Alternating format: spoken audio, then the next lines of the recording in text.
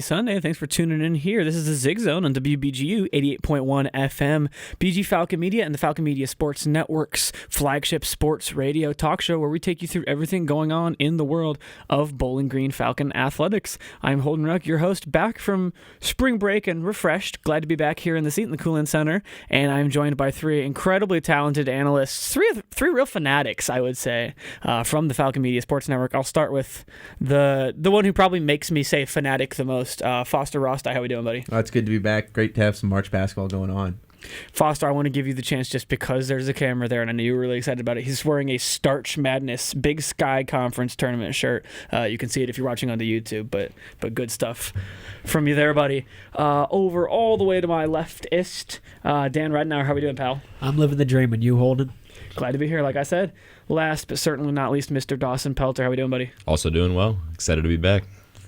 Hopefully everybody is refreshed from break because we have got a lot to get into. And we're going to start off with probably the most disappointing portion of, well, the last couple weeks if you think of the action leading up to it. But, you know, especially this weekend, Bowling Green hockey ends their season in the first round of the Mason Cup playoffs.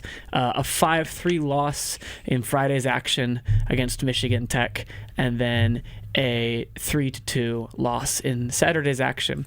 Going into the tournament, things I felt like were looking pretty optimistic too. It's tough to go into the same stadium and play the same team, or the same arena, and play the same team 4 games in a row, 2 weekends in a row. But, you know, after winning the weekend against Michigan Tech in the final series of the regular season, I think it felt like you were in a pretty good place if you're the Falcons.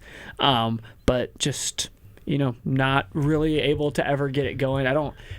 I didn't really feel comfortable at any point during the series, listening on Friday and then watching it on Saturday. And that's just kind of how the story went. Jacob Steinman, you know, largely the story at, you know, breaking out at goaltender, as a freshman, splitting that duties with Cole Moore. The injury keeping him out of action. I think one of the most critical factors to the downfall of the Falcons here. Dan, I'll let you open up about it a little bit. It was really goaltending. I mean, but before we get to that, from personal experience and just kind of following the trend, it's always difficult to have to just play an opponent so many times. I mean, you finish the year in Houghton, Michigan, you come back here for a week of practice, then you have to go back. I mean, it's never easy to play the same opponent, and it always seems like the first time you go is a lot different than the last time you play, whether it's be familiarity, just the end game result, you name it. But yeah, goaltending was definitely the struggle. I mean, you look at Friday night that they had to do with Palmer. I mean, Tech gets 18 shots on goal and allows 4 goals past Palmer, and then the empty net is just something that's not always the easiest thing to do. And then a completely, I'd say, different result near the end of the game. It was really just the same for 5 3/4 of periods, and then that last quarter of the third period on Saturday was completely different than the weekend, as Bowling Green got their second goal, the last goal of their season, just within the last, I believe it was 2:30-ish is when they got it. So you look at that and really just how crazy and how different that game could have gone as well. When Bowling Green had that goal called back from them, that would have tied the game because that was their first one, gets it called back, and then gets another 2. I mean, crazy to think about how different this game could have been for the Orange and Brown. Yeah, it is. And, you know, in fairness, I don't think it felt like they were in control, but I also don't think they never really felt out of contention. I mean, you know, the scores look one way. It didn't really feel like the Falcons got blown out. They competed. I think, to your credit, you know, talking about playing the same team multiple times, you know, hard to, you know, continue to perform well. I think there's almost like an element where it's a little bit harder if you're successful the first time too. You know, teams always say, you know, how much more you learn in a loss than in a win.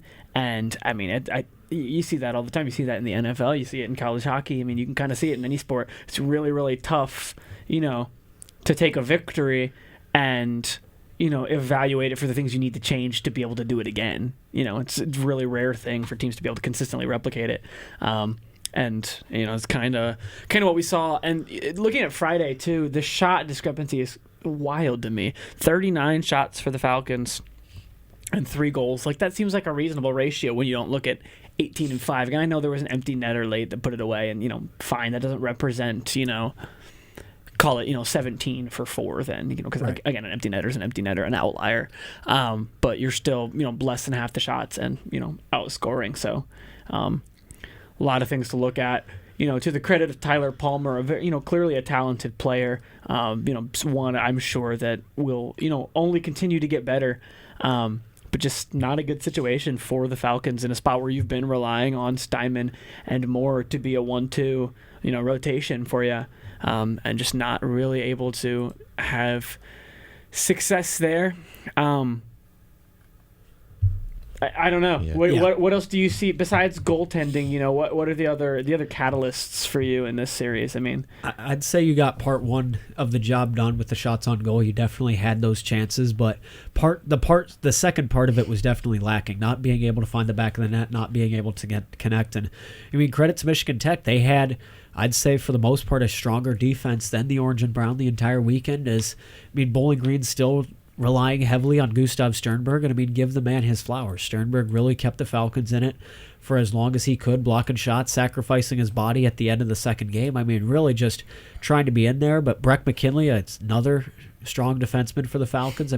Has quick hands, is able to move offensively, and then Ty Higgins as well is another offensive piece to the Orange and Brown that they really needed to rely on. So defense was struggling for Bowling Green. It was really strong for Michigan Tech, and then as well as the goaltending there for Bowling Green. Just Palmer just showed the showed the mental side of the game, which, you really look at how he played in that first, vendetta, if you will, with Michigan Tech and how well he did, and then that second, weekend series just wasn't quite there. And that just shows that you can't win them all, and he really, I'd say, tried his best. And in all those 3 games he played, showed his strongest suit. And when you only go into that, though, and you played 15 games all season, and then that's what's expected of you with the Steinman injury and Cole Moore just kind of trying to split that up with Coach Williams, he doesn't really like to focus on one goaltender. He likes to split the workload, if you will, between 3. And that kind of, came back from Bowling Green. And there's a lot of unknowns, if you will, of what could have happened through this weekend.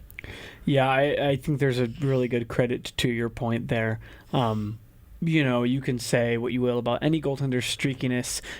Some guys don't start night in and night out. Some guys do.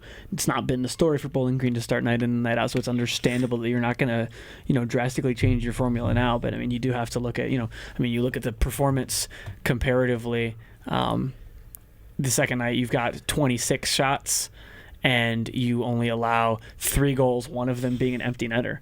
Again. Yep. So, you look at that, really it's more like 25 shots and, 2 goals allowed as compared to 17 and 4 if you, take off the empty netters both nights. My point being, even if you can't necessarily expect that performance both nights, almost wonder if you want to put your better foot forward.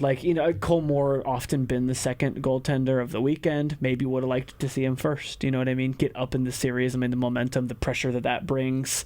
That's a different direction I think they could have gone. That's up to, Coach Williams as to what went into the decisions. And I'm sure, we're going to have a more thorough, wrap up to this season next week, after the end of season, press conferences and what have you.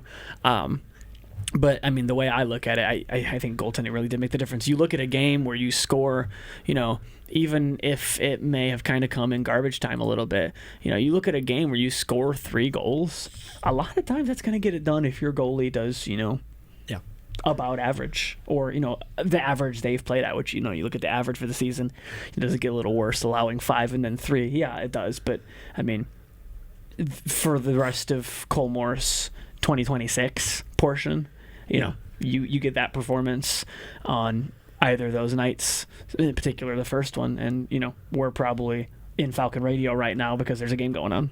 Yeah. What I wanted to bring up too, you mentioned momentum, and Dan, I wanted to ask you, I'm not as familiar with BG hockey as some of the other BG sports, but what I wanted to bring up with the momentum is playing from behind in both games. Do you think that had a piece to play in any of this? How is kind of the team handled that throughout the season? I'm sure it did. It's so weird with BG hockey, the way they're kind of after each period. You look at them trailing after the first period. They've only had 1 win this entire season while they were doing so. You look at trailing after the second period, they got 3 wins throughout this year. And granted, they did play more games trailing after the second period as opposed to the first this season. But even then, you just kind of have to evaluate that. When you have that mentality that you're behind, it kind of makes you want to kick it up a notch. It makes you kind of go after it a little bit more, as opposed to when you're ahead, you kind of lay off the gas. But I didn't really see that happening, to be quite frank. Whether Bowling Green was trailing or whether or not they were tied at 0-0, they still had that same mentality, that same effort going forward, and really just, though, tried to kick it in the last few minutes of that third period on Saturday. And I'm sure that goal being waved off raised a few feathers and made them want to fight harder, but at the end of the day, it's just not the way that you wanted to see it. I mean, Bowling Green kind of playing into their median, if you will. They average around a little over 3 goals a game throughout the entire season. Their opponents average around 2.7, so you see that and kind of think you have it a little bit in your favor, but Michigan Tech just breaking the trend, if you will, and really just you look at them kind of differently. Because I'm sure you look at the beginning of the year at an exhibition game, whether it be Robert Morris or I know Holden, you and I had the call for when the United States development team came here, you look at games a little bit differently when you know who you're playing. And kind of in those exhibition games, it's time to get guys like Simonovic, Lonergan. You're going to want to get them out there, get them some ice time, see how they're doing, developing, you name it. That's not really much of a rivalry setting, as opposed to you look at Michigan Tech, who I will argue on the Hill is Bowling Green's biggest rival when it comes to hockey. As we all know, Toledo's the number one for every other sport, but for hockey, it's Michigan Tech, and I will argue that with anybody. So you look at that, and you get 4 straight games with them. It makes you think a little bit differently, and the postseason history that these two teams have. I mean, you look at last season, you get the playoff victory against them at the Madhouse on Mercer. You look into the last decade, you look at Mitch McLean, you look at the Eric Dopp days when they beat Michigan Tech and Ferris State in the postseason at home. So just kind of goes to show you play differently against different teams. And also, too, on top of that, this was just one that also I think showed that the Falcons really needed that home ice advantage and weren't able to get it this weekend. Yeah, definitely something that is worth mentioning. Ended up coming down to the same number of points. I want to say tied at 43. That may be incorrect, but it doesn't really matter. The point is Bowling Green and Michigan Tech tied in CCHA points in the standings. Michigan Tech holding the tiebreaker because, and it's easy to say that obviously I wanted to see home ice for the Falcons at this later, so it does bias its opinion a little bit. But I think if you ask me a year from now when the circumstances are different, I will still say needing a minimum game requirement for head-to-head between two conference teams mattering is odd to me. Like, they played a series. And not to mention a road series. If it was like, oh, well, they only won, they were at home, like, okay, fine. Maybe that doesn't matter as much, but, like, I don't know. But I digress. That's really where the ghosts of, one dropped point in an overtime loss or a win that went to overtime and you conceded a point that you didn't need to. Makes all of those overtimes we saw kind of, the last couple months here, makes any one of those stick out as, wow, yep. What could have been. I don't know that it goes differently at home. You can credit the environment. The team certainly has. You've still got, the on the ice, issues. You're not at full goaltending personnel, and that's an issue. The other thing that really stuck out to me about this weekend is, and Ben Korak made a great credit to this on Friday during the broadcast, Bowling Green has not been a strong second period team. That's been a trend for them all year. One of the only games that I can even remember where they were successful in like a comeback type setting is they ended up beating St. Thomas 3-1 in a game where they went down on a power play goal 53 seconds into the game. And, to your credit, also talking about, going into the second period down and going into the third period down, Bowling Green went into the second period down in both nights this weekend. And, for a team that's not strong in the second period, you have to at least break even, be average in the first period, because they just generally haven't shown the ability to, come back in those circumstances. And to me, it really sucks because for the Falcons, you're the only, I think we all kind of agreed the Falcons are the drop-off line. Bemidji was never as serious. There was a big points gap there for a reason. There's a reason 4 and 5 were tied and it's close. The rest of the CCHA, not that good. And you look right now, you got Ferris State taking the number 1 Mavericks to Game 3 today. Yep. Bowling Green drops 0-2 Michigan Tech. Augustana beats Bemidji 2-0. St. Thomas beats Lake Superior State 2-0. So you've got the 8 seed taking the 1 seed to a third game, which is crazy, and I would love to see the 8 seed get the upset there. That'd be super cool. But it's just disappointing because, it shows, this conference is so tight. And, even with goaltending issues, I mean, still winnable games. I think, again, without getting too retrospective, because we'll kind of do a deeper dive, there's a lot of successes to be taken from this year. Good series against Notre Dame, great crowds at Slater, good series against Ohio State, exercised some demons at Bemidji. I mean, you competed with all the top teams. You won a weekend over Michigan Tech. You won a weekend over basically every top team in the conference. But, tournament time, you look at, last year, it's a worse result ultimately. And, that's going to be a tough pill for fans to swallow, I think. Just because it's kind of hard to, it can't be just on goaltending. It's not just... It's not just their fault. Tyler Palmer's not a bad player. Didn't have his best night. But, I mean, Tyler Palmer alone is not why the Falcons lost the weekend. What happened Saturday, too? I mean, there wasn't, Falcons had more power play opportunities, 6-2 over the weekend. And not a lot to, Gustav Sternberg was back, and rather than being a, one-man wrecking crew like we worried earlier that he might be, it was exactly the opposite. Like you said, putting body on the line late in the game, very representative of the kind of play he was putting in. Scoring one of his few goals. Not a defenseman who scores a ton, but scoring a goal on Friday. Yep. You had key contributions in areas where you worried if you were going to have them, and it's the result you came out with. It's going to be, it's going to be a tough evaluation this off season. Question marks. We don't want to get speculative, and we'll just learn as time passes, if the transfer portal's one that, proves more fortuitous or more costly to the Falcons. But definitely just, I think kind of tying it up with the ribbon, it's kind of just a question of what if, you know what I mean? It feels like this team had the potential to, make a run in the Mason Cup tournament, go to the, NCAAs. I mean, I think everybody in that locker room still believes they could have, even after a loss.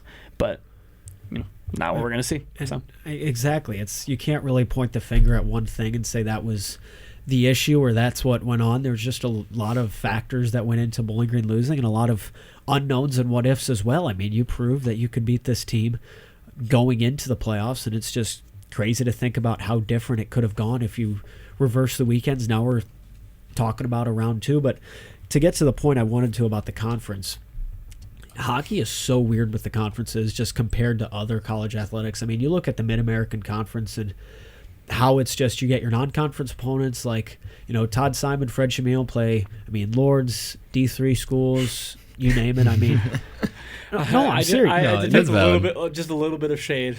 No, I'm not trying. You play. I'll stay my quiet. My point is you play non-conference opponents to start out, then you just get conference the rest out. You play one game on the road, one game at home for each conference opponent, then you go to Cleveland.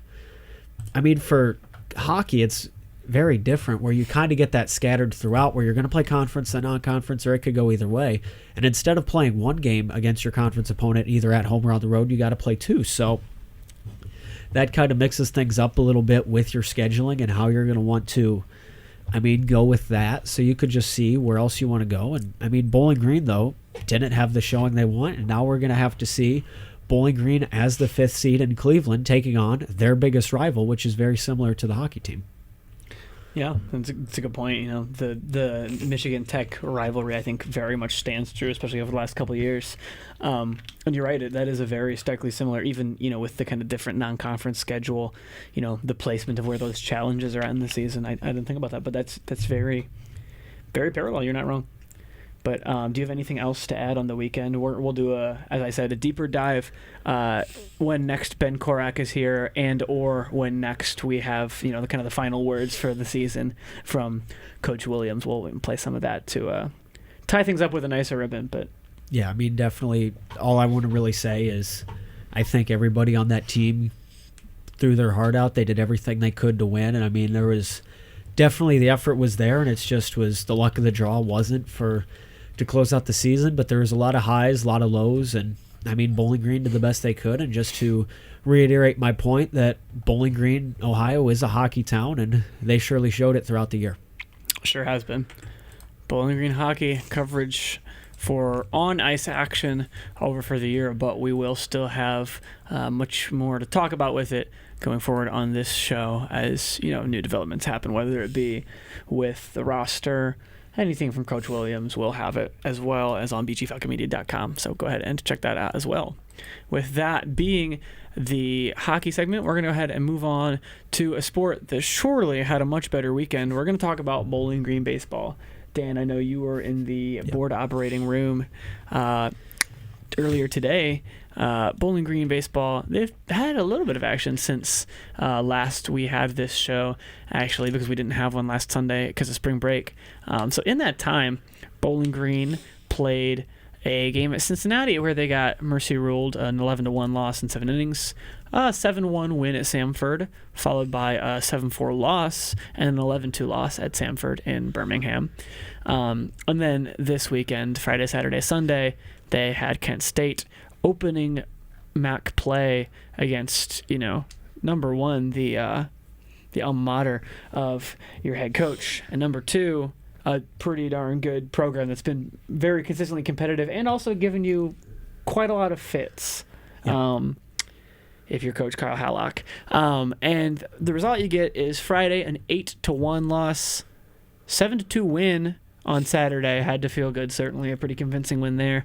And a 13-1 loss in 7 innings today. And so now you're 3 games into MAC play, you're 1-2 in MAC play, and you are 3-10 overall on a losing weekend. Can't feel great for the boys. Dan, again, because you were in the boardroom, can you just throw your initial thoughts on the weekend for them? Well, I mean, if I had a nickel for every time I've board opped Tyler Kavelitz and Noah Seeley this season, and the game was over after 7 innings, I'd have 2 nickels, which isn't a lot, but it's weird it's happened twice. First in Cincinnati and then Kent State earlier today. But, I mean, that's the, I guess, monkey on the back, chip on the shoulder for Coach Hallock, is trying to win a series against Kent State. Haven't done it on the road against the Golden Flashes since 2004, and Bowling Green hasn't won a series against Kent State since 2014, so just weren't able to connect with it, kept themselves into it yesterday. I mean, just shows how fluid the game of baseball is, though, and how different things can go. It's unlike any other sport, and just really crazy to see that, go on. Good start, though, for Jackson Miller. Didn't start out the way he wanted it to, with giving up a home run for the first batter against the Golden Flashes, but recovered nicely. 4 straight innings to end on a double play for the Falcons. Good first collegiate start for Jackson Miller, went well, and then just was pandemonium for the Falcons, giving up, I believe it was 11 runs in just a single inning. Is crazy to think about, but just got to have that goldfish mentality.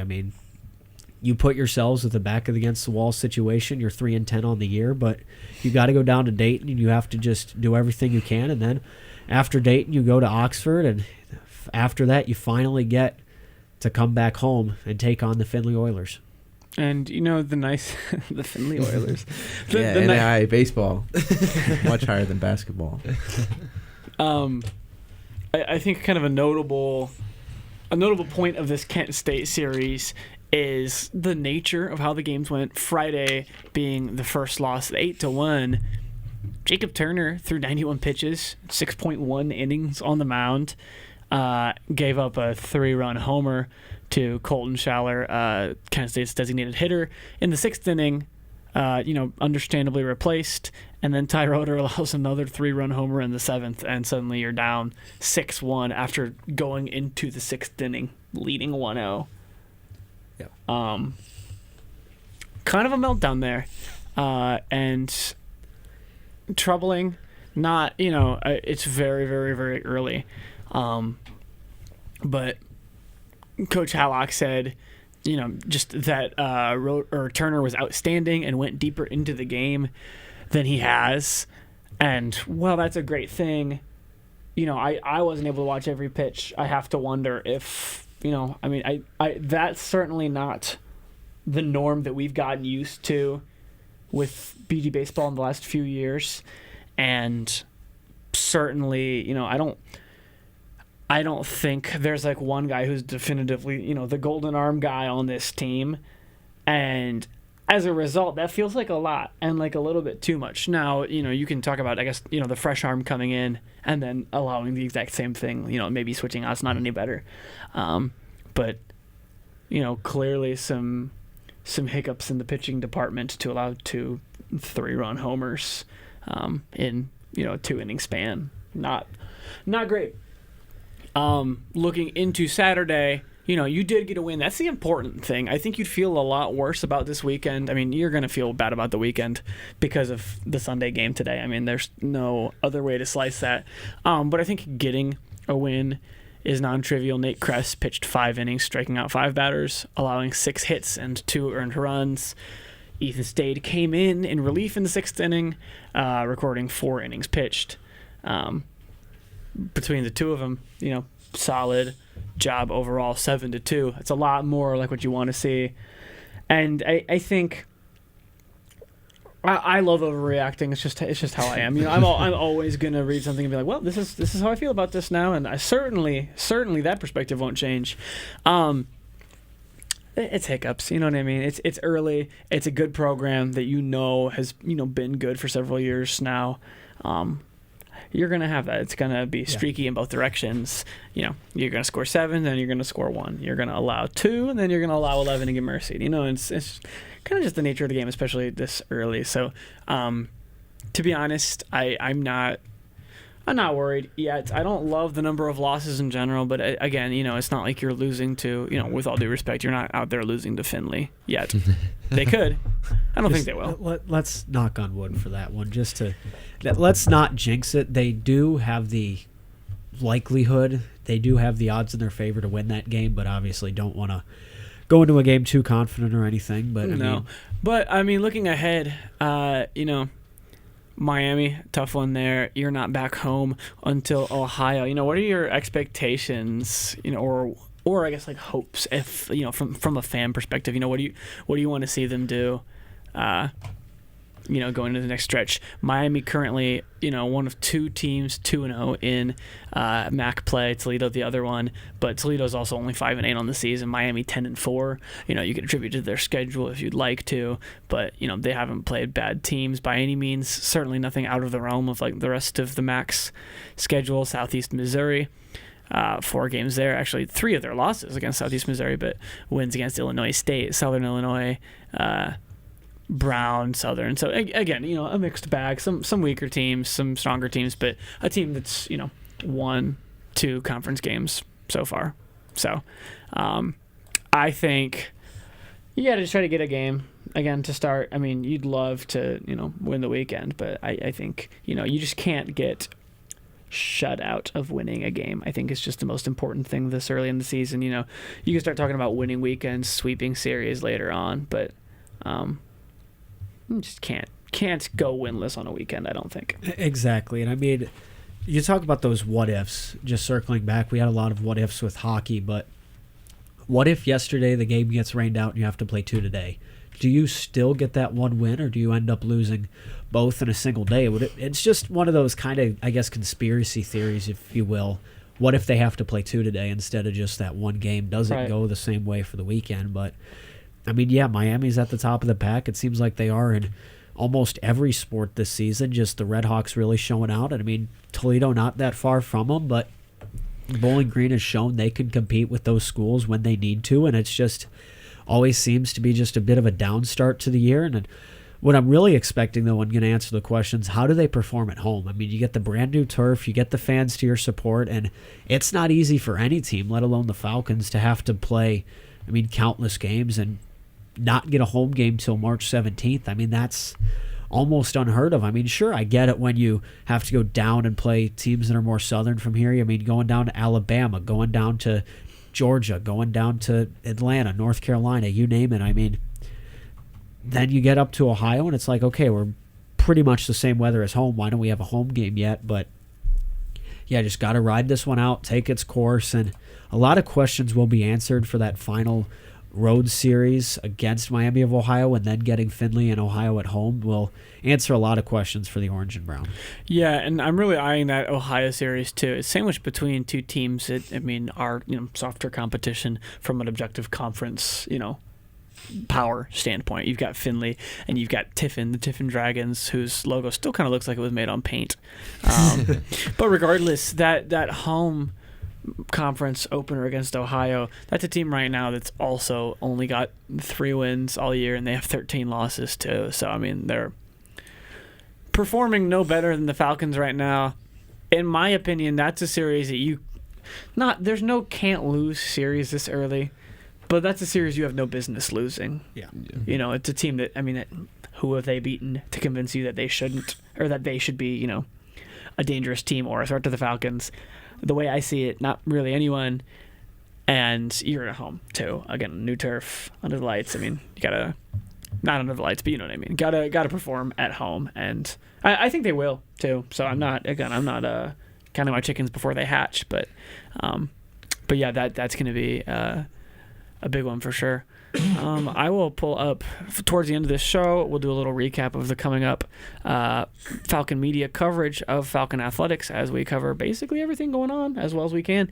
But we will have coverage of Bowling Green this Tuesday, playing against the Dayton Flyers. Always check out bgfalconmedia.com. You can scroll to the bottom and find WBGU 88.1 FM as well as Falcon Radio on there.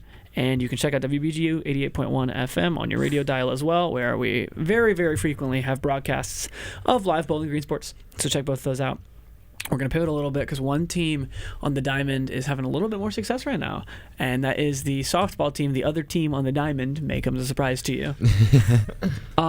Dawson, I'm just going to toss this one up to you. What's been going on? You've got about 2 weeks of time to work with since we didn't have a show last week. So yeah, exactly. Yeah, it wasn't bad. So 2 weeks ago, we had Make It Happen games in Florida. Kind of a mixed bag per se. During that weekend, you started out Illinois State winning 13-4 in 5 innings. So great start.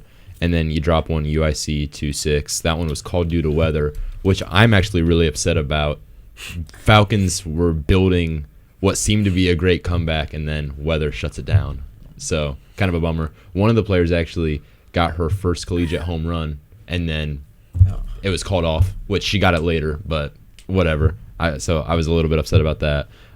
Anyways, Albany, they ended up losing 8-2. Colgate lost 2-5, but then finished it out with a 2-0 win against Bethune-Cookman.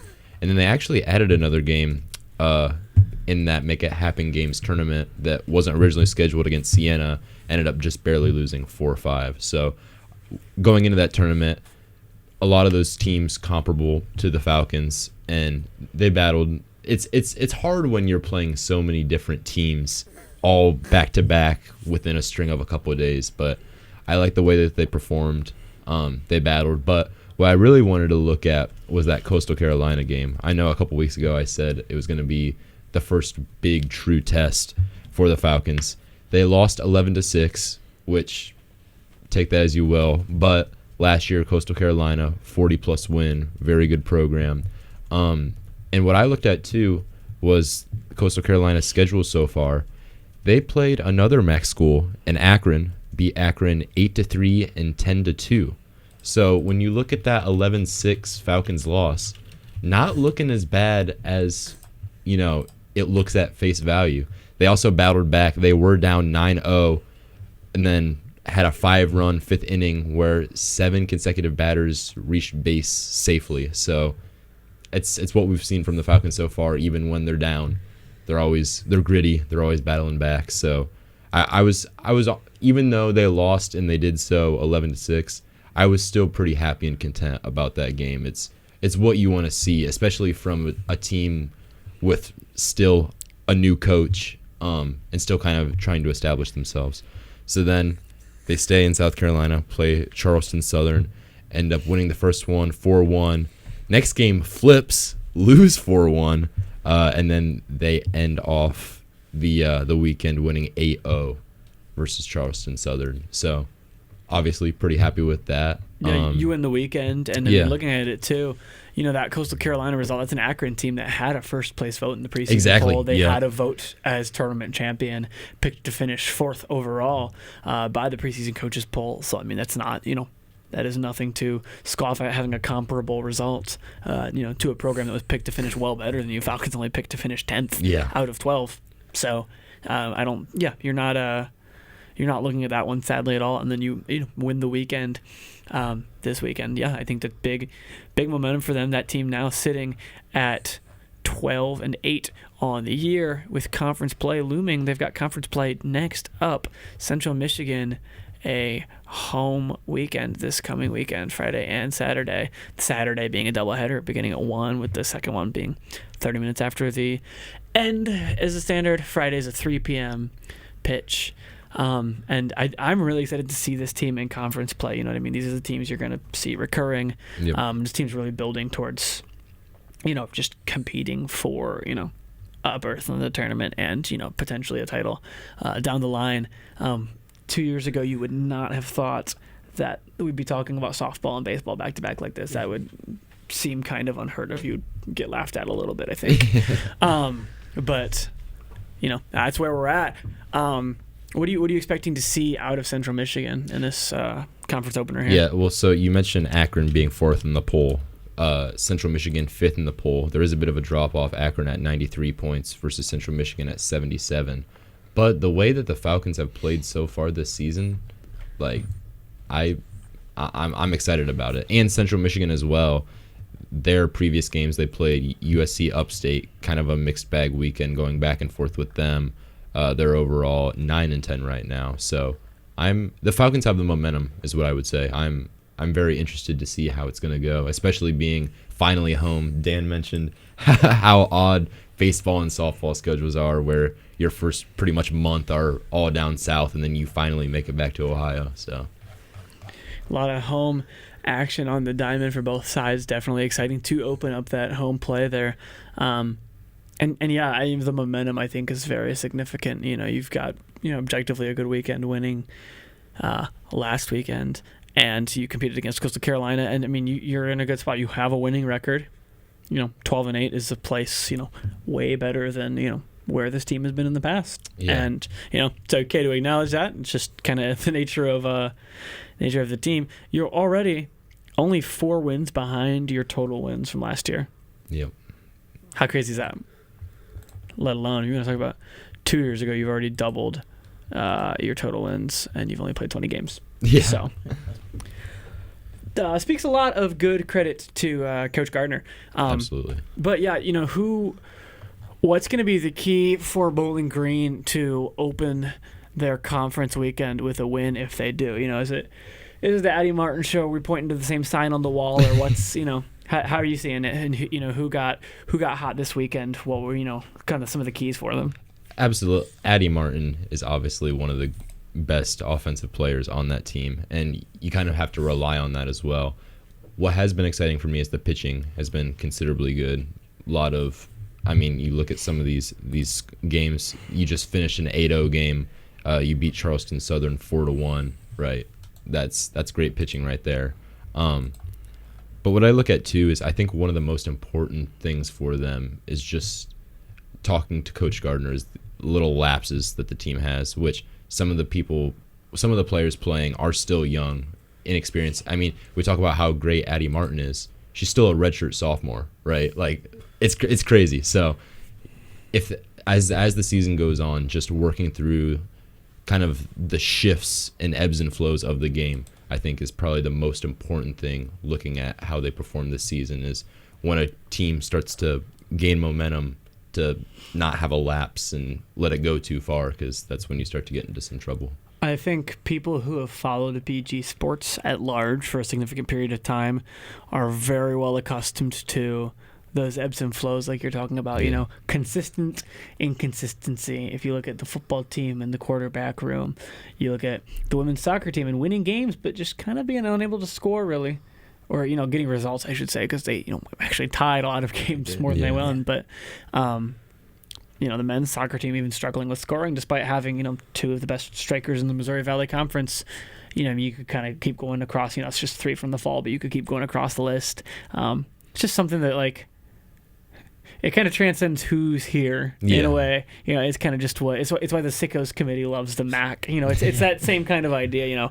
It's just erratic nature of mid-major sports, I think. But yeah, I feel like this team is really poised to establish some some consistency in a way that we haven't seen from them in a while, for sure. I think what's exciting too is that, for me at least, they kind of have that underdog mentality where you look at how they've been the last couple of years. New coach, polls not really expecting much yet.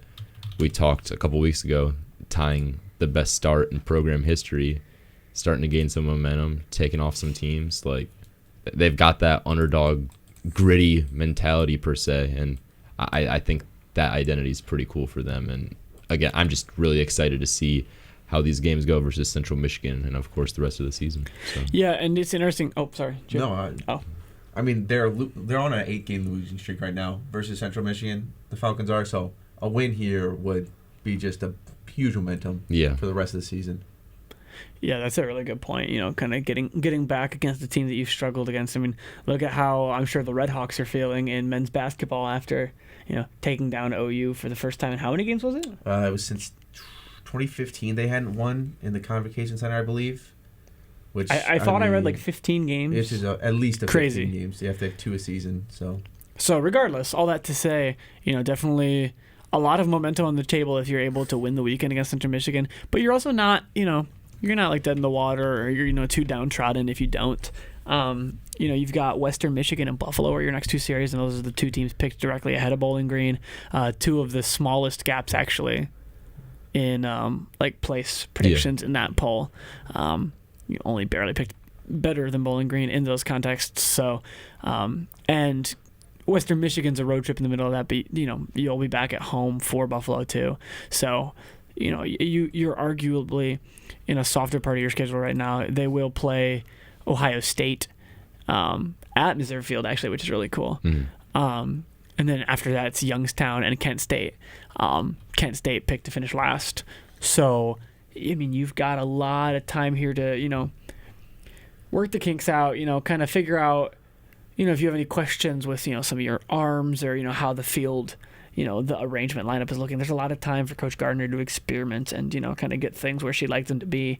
A lot of time for the players to get comfortable in their roles. I think this team is really, really poised to surprise some people. I think they've got a really good opportunity to make a run at a tournament spot here. Yeah, and that's what I try not to get too ahead of myself as well. Because talking to some of these girls in like the preseason article I wrote, like that is the main goal for this season, is to make the tournament. Like, it's been a while, and so you see them gaining momentum and playing well, and it's like I kind of have to ground myself, like, okay, like let's not get too ahead of ourselves, but we are doing really good. So yeah, I mean, the team's definitely having a lot of success early. Again, you look at the wins compared to other years, it's like, I can't believe if this is the same team, but it's not. It's a team that is very clearly driven and aware. There's a sense of purpose. They know what they're playing for.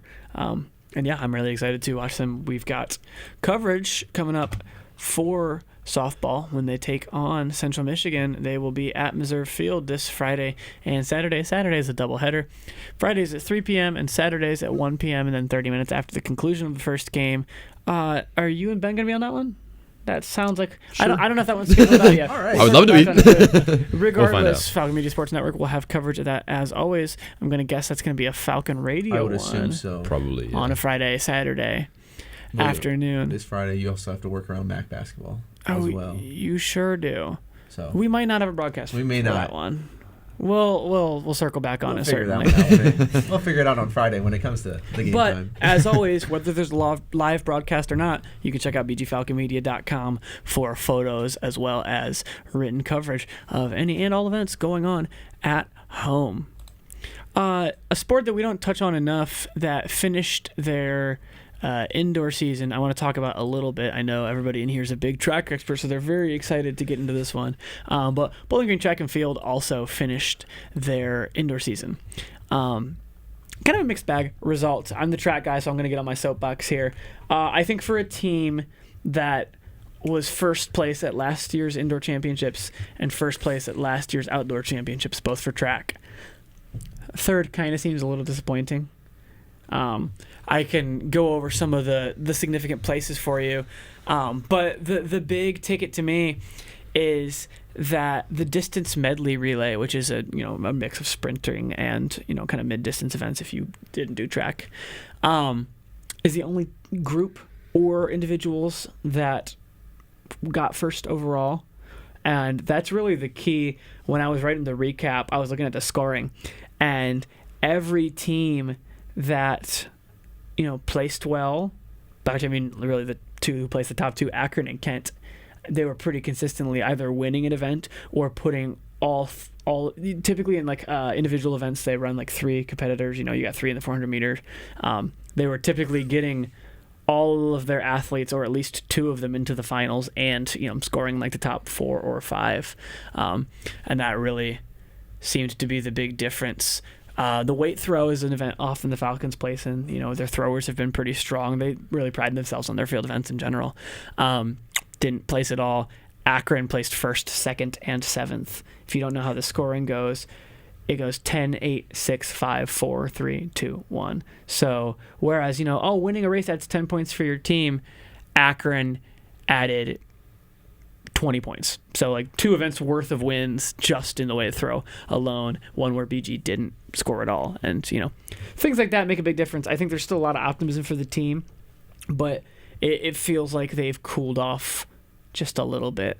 And maybe the other teams in the MAC are, surging at the right time. I mean, that's, a thing. Again, you can see that. The thing I laugh about on this show a little bit is there's a few tropes that you can kind of apply to any sport. Sometimes all it takes is a team getting hot at the right time. I don't think there's a sport where that's not a little bit true, and kind of seemed to happen there. But they're going to get back to action at Miami University's Blizzard Buster meet on March 20th, about 2 weeks. So they've got a little bit of time off before they get back to competing again. But just wanted to touch on that because a team that certainly does not get enough credit, a podium finish, as it were, a bronze medal finish as a team, still a solid showing. The MAC's not by any means a slouch in the world of track and field, and certainly women's track and field. So definitely a shout to that team for placing, because in the world of athletics, sometimes it can be hard to, place well or, within the top 3 of a conference in any parameter. So, definitely nothing to scoff at for them. We've got a little bit more time than we usually do, but we were really going to sandbag on basketball talk because it's going to drive Foster nuts, by which I really mean that we're going to save it for the second half. But I do want to circle back. How was your spring break? What did you get up to? I went down to see my grandparents in Columbus, Ohio. Then we went to Cleveland on Tuesday, which was the beginning Where's of Cleveland? What's Cleveland? Cleveland, Ohio. Oh, okay. Okay. Yeah. I heard Columbus, Ohio, but you just said Cleveland, so I was worried. Okay, yeah. Yeah. But anyways, saw a little banner for the MAC tournament. Kind of crazy to think that we're already in March. But anyway, went to watch my Detroit Pistons get... Well, not the greatest showing for them, as now they're on a 3-game lose streak, but also... You hate to see that. Blue Jackets won against the defending Stanley Cup champions. Saw that game on Thursday. Did some golfing. It's golf weather, and came back here. The Zig Zone will not give Dan Redenauer the chance to explain why he's a fan of teams from so many different cities. Don't worry about it. It's all genuine. It's fine. We cleared it. Dawson, what'd you get up to? Well, I stayed home. I caught up with some old high school friends, whatnot, that they're all home. Everybody, it's interesting when some of these colleges have spring break. A lot of them are like this upcoming week, I've found, and then like I think Ohio State, Maine is the week after that. But yeah, I think we all get out about the same time. Anyways, yeah. It's interesting. I think Bowling Green's has been later before. Okay. I could be incorrect on that, but I think that's... Does that sound accurate? I think it has been before, I think Bowling Green's has been... We've moved it up, it seems, the last couple of years. Do other places start before we do? Because we started kind of late. Some. I mean, we started the second week of January. So, I think that's pretty standard. I have some friends that go to Heidelberg University in Tiffin, Ohio. Yeah. They started the week before us. See that, Dan? Tiffin, Ohio. Tiffin, Ohio. So, sorry. No, you're good. That was a good shout. They started the week before us, but then they have spring break this upcoming week. And I'm like, wouldn't they have... It started at last. Yeah. Last 2 weeks ago. Yeah. It's interesting. I have some friends at Cincinnati who like work with me, and one of them is back in town working. I was like, "Oh, you're here? Why?" And it's like, "Oh, because spring break's this week now." Yeah, so go figure. But anyways, caught up with some friends. That was good. I actually have my substitute teaching license. Really? I do. Yeah. You learn something new every day. Yeah. I I subbed at like where I graduated from at their elementary school. So Cool. Nice. yeah, read some books with some kids and helped There them you with go. their phonics and Reading. stuff. So yeah. We're gonna have you read Cat in the Hat. On the next episode of the Zig Zone. Reading hour with Yeah. Falcon Media Sports Network. If Dawson Pelger can read one page of a Harry Potter book. Foster, what'd you get up to? I watched college basketball. Did you really? I feel like that's probably the No most way. surprising thing I've ever Say seen. this, so do you want to explain? Because I know, again, if you watch the upload of this show, which will be on YouTube after this sometime tomorrow, and you can find it on bgfalconmedia.com as well. Go check that out always. But if you're watching in video form, you will notice the papers that Foster has had in front of him. Do you want to talk about those a little bit? So I printed out a tournament for each conference, every single one of them, and I'm filling them out as they kind of get Finished up, get all the placements ready to go. Just for the fun of getting ready for the whole March Madness tournament. I'm doing each conference having their own tournament and been following those. It was very, very full to the extent as I can, with some of them being on not ESPN Plus or not being televised on they're being on Flow Sports or Midco Sports, something I'm not going to pay for just to watch. Yeah. I would love to watch Drexel during the season on Flow Sports. Just got to get into hockey, then it makes the Midco all worth it. Right. As That's long as you like the three niche things you got on there. But right. digressing. Oh no, did I forget what I was going to say? Maybe. No, I certainly did. Did you do anything else other than basketball, Foster? Worked. There you go. I had work. And I traveled for a men's basketball game for Bowling Green, called that one, up in eastern Michigan. Awesome. Somebody yeah. was my board op in this room. Thank you, Dan. Yeah, I got Shout you. out to a guy. Dan putting in work. First spring break in a minute where I wasn't around to board op. I know Artie wasn't home over this break either, was he? No, he was not. Probably. So yeah. some younger board operators picking up some of the slack, and Sam. definitely something that Sam worked does a not lot. go Yeah. unseen. Shout out to Sam Sam Bork. Bork too. What a guy. Sam, Gavin, yeah, Yeah, Gavin as Yeah. well. put in the work. And There you go, guys. Foster, just a quick question. Way too early national champion prediction for basketball? It is way too early because I don't think Bro is not going to the say top Auburn. ones- I'm not going to say Auburn. They're not even going to make it. Ooh. So Michigan's not going to win it. Neither is Duke. As good as they are this season, I don't think St. John's has a chance at winning it. Regardless, it's gonna be. Do you think that any of the teams are good? Actually, I don't think Bowling Green is a good basketball team. I want everyone why? to I'm critique joking. them. I don't know. Good who- job putting him on the I spot. know. man. I Yeah. don't. Attaboy. I haven't studied enough yet because I will start looking into more teams. I do like Arizona, although I do think they're a very one-dimensional team. But I would like to see them make a nice little run and win a championship. Yeah. Oh, I'd like to put my hat on Arizona. I think that's Arizona, I like that. When do you start do you mock up? Have you ever mocked up the actual March Madness field the Before, teams are set? no. Okay, there's- that's beyond you.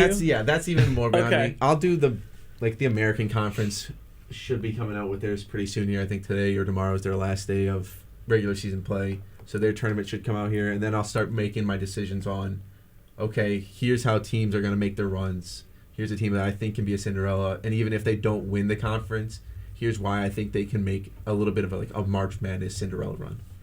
And, we're not really going to talk about this because it's not about BG inherently. I'm sure we'll get on a tirade about it because that's kind of just the nature of the discussion on this show. Do you see any world in which Miami doesn't make the tournament? No. There's no way. If you leave them off, there's the look of leaving off a team who went 31-0 in the regular season, who even if they lose in the first round to UMass, But what if they lose badly? they'd have to lose by 50, badly, and that offense is too well run. They have too many high level contributors, even freshmen on that team, who's now getting playing time because of other injuries. They're just so good at playing inside that Travis Steele offense. They'd have to lose by 50, and even then, I'd still put them in because they has had such a great season. Yeah, I know it was touched on, but just the number, the low, we were talking before we went on the air, about the number of teams that have gone undefeated through the regular season in the last 40 years. It was about 4 or 5 of them. Surprised you don't have it written on your hand. I have it written on my notes from the EMU game. It was Wichita State. That was Cleanthony Early, Ron Baker, and Fred Van Vliet were all on that team. Indiana State. That was the Larry Bird Indiana State team. That'll do it. That'll do it a lot. UNLV. I don't know who was on that roster. Sorry. That was Gonzaga 2020-2021. That was Drew Timme and Jalen Suggs. And then it was St. Joseph also had a undefeated season in 02-03, I believe. All of those were the last 5 who had undefeated regular seasons. Larry Johnson? Oh, yeah. Larry Johnson was on that UNLV team. He would help them become undefeated. Yeah, that'd be a good one to have. Greg Anthony as well. Yeah, that's a squad. Good roster right there. We're going to step back for a little bit of station identification. We've got about 5 minutes till the top of the hour, so we'll be back quickly from a break. When we come back, we're not going to wait till exactly the top of the hour. We're going to get right into some Bowling Green men's and women's basketball action. Foster, dealer's choice. Who do you want to talk about first? Let's go women's basketball first. We're going to talk about women's basketball first, looking ahead to the MAC tournament. So don't go anywhere because you're getting into the second half of the Zig Zone here on WBGU 88.1 FM.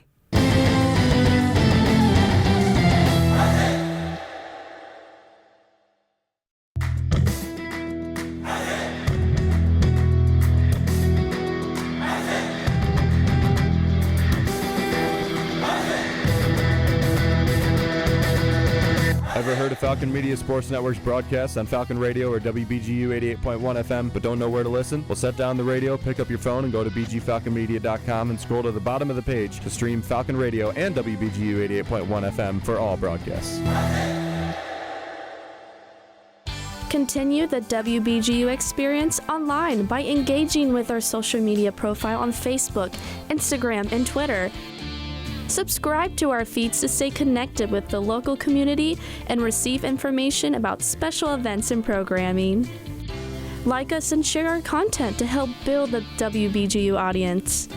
88.1 FM, WBGU, Bowling Green is Northwest Ohio's community radio station.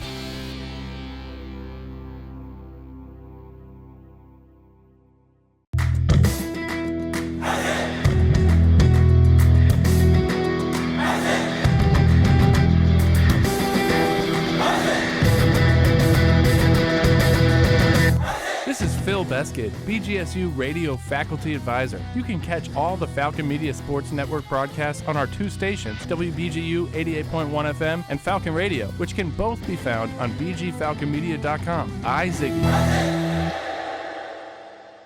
You are listening to Falcon Media Sports Network coverage on WBGU 88.1 FM in Bowling Green, Ohio. Welcome back to the Zig Zone, WBGU 88.1 FM, BG Falcon Media, and Falcon Media Sports Network's flagship sports radio talk show.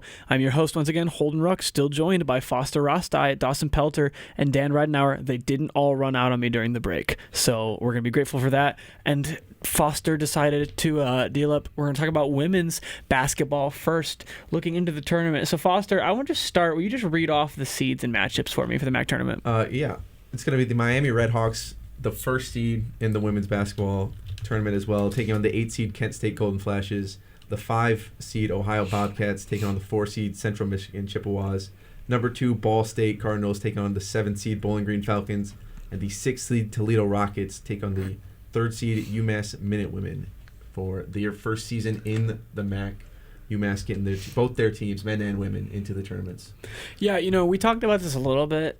I want to say last year when it got announced that UMass was going to be joining the MAC across sports, that it was, football, okay, we're going to see what we, get here if it's anything special. But that, in basketball and even soccer, you're looking at a bit of a more compelling story. And, I mean, proof's in the pudding right there. Very impressive, I think, to kind of step into this new environment. Both teams have proven to be, I would say pretty reasonable threats to the title in this tournament. Yeah, and they're good teams. I mean, Frank Martin, the men's side, has always had a good teams. A couple years ago, he had a 20-win A-10 season, and they're coming from the A-10, which is one of the premier basketball conferences in college basketball, especially at the mid-major level. So them stepping in and doing as well as they should have been isn't too much of a surprise. I want to backtrack a little bit, looking at what the women's basketball team has done since the last time we had this show, because they've had 3 games in that time. They go to the Convocation Center in Athens, take a 60-56 win in overtime over the Bobcats, a 77-65, I should say, loss against Central Michigan in Mount Pleasant, and then return home to end the season, a 77-66 win against Northern Illinois. And a good one at that, because you look at the top 8 of the conference, you certainly don't want to be 7 or 8 playing those top teams. It's kind of what you're dealing with. You're stuck with playing the number 2 playing seed Ball Ball State. State anyways. But could have also been Miami. I guess you can kind of call it, luck of the draw either way. Yeah. Tiebreaker's not going your way. That 6, 7, 8 spot, 9 and 9, Bowling Green, Toledo, and Kent State all sharing that conference record. And you kind of look back at the game at Toledo where they had that late lead, and then Toledo came back and won it. Toledo, the benefactor of that tiebreaker there. Yep, and you could have been matched up with UMass, who is going to be a good team and a hard beat even for Toledo, but that's a much easier matchup than Miami and Ball State, who have dominated the regular season. Yeah, I mean, that top 3 is going to be tough sledding any way you slice it. Right. Overall 25-6 for Ball State and Miami, 23-6 for Massachusetts. Conference record 16-2 for the top 2, and then Massachusetts just behind 15-3. I mean, so you're dealing with the top dogs any way you slice it. The drop-off from Massachusetts to Central Michigan is more significant than the drop-off between any other 2 teams in the tournament. Yeah. So, I mean, I think you've got a top 2, kind of a top 3, but there's even a little bit of a gap before UMass. But tough sledding. Do you think this is the year that Fred's going to get it done in the tournament? Fred's team? Over this Ball State team? No. This Ball State team has one of the best offenses in the MAC, if not the top of it, at 79.3 points per game. They have looked not only unstoppable, they have the height to really do some damage. 6'5", Tessa Towers is a senior. That's going to be a hard matchup for anybody. But if the Falcons do end up getting her in foul trouble, Caballero, a 6'3" freshman, is sitting on the bench ready to go. So they have the height that's very hard to come by, especially at a mid-major school, and that can be a big factor in this game. Yeah, and this is a team, and this kind of mirrors both sides for the men's and women's, but the Bowling Green teams in basketball have really struggled with consistency. Shooting consistency, a big problem. Finding people beyond their kind of 1 or 2 key players that can consistently step up has been an issue. It's going to be a tough ask for them. What do you think? What have you seen? What do you know of Ball State and their strengths versus who? Do you think any specific player on Bowling Green playing well is the key or a key, or do you think they're just kind of cooked? No, they can beat them. The one time they played this year, they played pretty even with them, with the exception of the second quarter where they were outscored 19-9. They just have to have a very all-around, everyone's got to contribute at the highest level that they have all season. You got to see Donahue get into the paint, making the layups. Kohler's got to have a great shooting game. You have to figure out a way to get Ty Ellis started down low. And with the 6'5" and 6'3" backup center, it's going to be hard. So you're going to have to figure out a way to keep them out of the paint. So Ty Ellis, maybe mid-range shots. Haven't seen her do that too much this season, but it may be something that you have to look into just to open up that paint, because 6'5", especially with the Falcons team, who's a little bit undersized this year, is going to be a big matchup. Yeah, and I want to delve into the hypotheticals game a little bit, because if this team loses in the first round, you've got 3 years under Coach Schmiel, and you've got 3 first-round exits. But this is also a team that, a couple weeks ago, I think it's pretty reasonable to think, they could have missed the tournament entirely. When you look at the position you were in, kind of middle of the road, still vying for a spot, following 3 straight losses against Kent, Miami, or this is men's, I'm on the wrong page. That looks like the men's. Let me rephrase. But a similar position, a couple straight losses as you backtrack into the schedule before they put together some wins to end the season here. Your last three are a win against Northern Illinois, a loss against Central Michigan, a win against Ohio. That Ohio game was the third of three in a row. You lost to Ball State, and you lost to Kent State on either side of a couple wins. Really, after the loss to Toledo and then Kent State back-to-back, I feel like kind of going to the Max Sunbelt Challenge, especially on here, we were, a little bit worried. But, they've kind of quietly stitched together wins. I just haven't felt like they've been, even if the score said otherwise, I felt like they haven't been super convincing wins. You know what I mean? Some of those wins have been, they've had leads, the team kind of fights their way back into it, and then Bowling Green pulls it out, but it doesn't look very convincing, and that's been a problem all season for them. And I know there's something to be said for, one team's got to win, one team's got to lose either way. So there's something to be said for, carving out that win even in the face of losing. But, it's hard not to be skeptical. Well, we're gonna talk about this, and we're going to go to the men's side. And when we talk about the Red Hawks on the men's side, we're going to say that same thing because we'll save that for later. But, yes, it is kind of hard to look at a team who pulled out wins and be very close and be 100% bought into what they can do, especially in postseason play. Yeah. Looking at the bracket as a whole, suppose I think, you can talk all you want about these matches, but it's ultimately just tournament. You kind of have to watch, it's almost just about who you're playing and when. This is a team that, has given Bowling Green fits. Mm-hmm. If you asked me, I'm inclined to think they're going to lose the game, but they could win. But then you look at, the tournament doesn't reseed. You got the game 3 winner versus the game 4 winner, the game 1 winner versus the game 2 winner. So if you're Bowling Green, you're getting Toledo or you're getting UMass. Yep. Who, suppose you're able to win, who would you hope for there? Toledo. I know. I know the standings say Toledo, obviously. Well, it's not just standings. I remember the last time the two teams played, they were missing one of their top players for the women's basketball team. I don't remember her name. Faith Fred Robinson. She was injured the last time they played, and I believe she's done for the season. And that's one of their top scorers for Toledo. And so her being out makes that Toledo offense a little bit more vulnerable, especially on the defense. So just having that, ahead of time, knowing that this is a team that limped into postseason play, they're not at full strength. That's if you want an easy path to the playoffs, that's what you want. Yeah, I think the interesting part is arguably the hardest part is getting past Ball State. Yes. And that's kind of how it goes, I guess, as a lower seed. But the fact that they don't reseed. No, I like that they don't reseed. Yeah, I think it keeps it more interesting. It's not, you don't get as punished for being one of the bottom teams because you still made the tournament. Mm-hmm. You know what I mean? Yeah, and there's other tournaments that the Horizon League, for example, they'll reseed everything. It'll be highest seed versus lowest seed. So remaining. So if the 1, 2, 3, and 4 all win, 1 will take on 4, 2 will take on 3. And yeah. I like that. This is where you're stuck. Win your 3 games in 3 days. Yeah. Yeah, I'm with you on that. I think the reseeding kind of just convolutes it, not only in terms of reading the potential matchups, but also, okay, when it matters. You know what I mean? It almost over rewards the regular season champion. So yeah, that's my thought on that.